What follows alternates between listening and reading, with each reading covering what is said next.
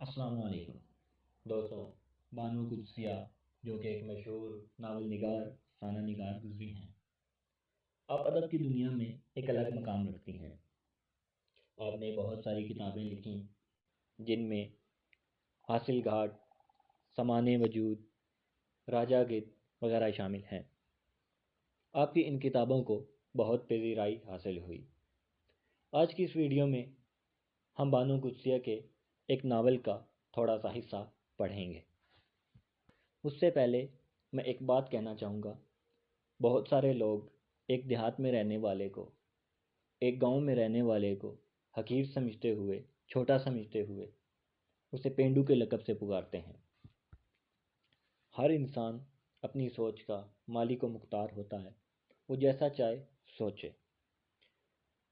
لیکن ہم دیکھیں گے کہ بانو قدسیہ ایک پینڈو کے بارے میں کیا سوچ رکھتی ہیں۔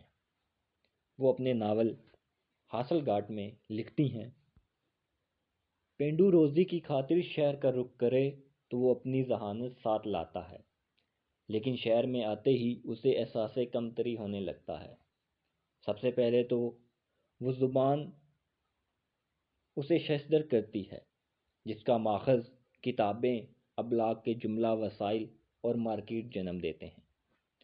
لباس تو وہ جلد ترک کر دیتا ہے، لیکن زبان سیکھنے کے لیے اسے کچھ مدت درکار ہوتی ہے۔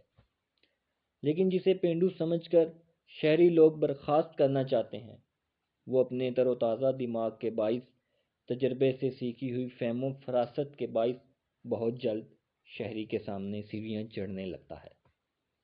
اسے آداب محفل سیکھنے میں دیر لگتی ہے، کیونکہ یہ وہ پانی نہیں جس میں اس نے تیرنا سیکھا، لیکن مجلسوں میں زندہ دلی پینڈو ہی کے دم سے ہوتی ہے۔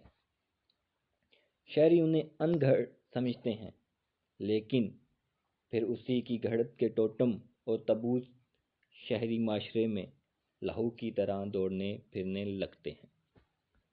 دیہاتی کی ترقی شہر میں اور بھی تیز ہوتی ہے۔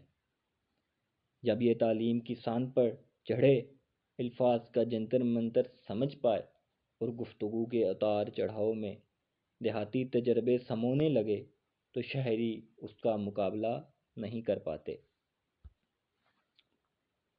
دوستوں، آخر میں ایک بات عرض کرنا چاہوں گا کہ ہمیں کسی کو اس کے شہری یا دیہاتی ہونے کی بنا پر نہیں پرکھنا چاہیے، بلکہ کسی کے کردار کو دیکھنا ہو،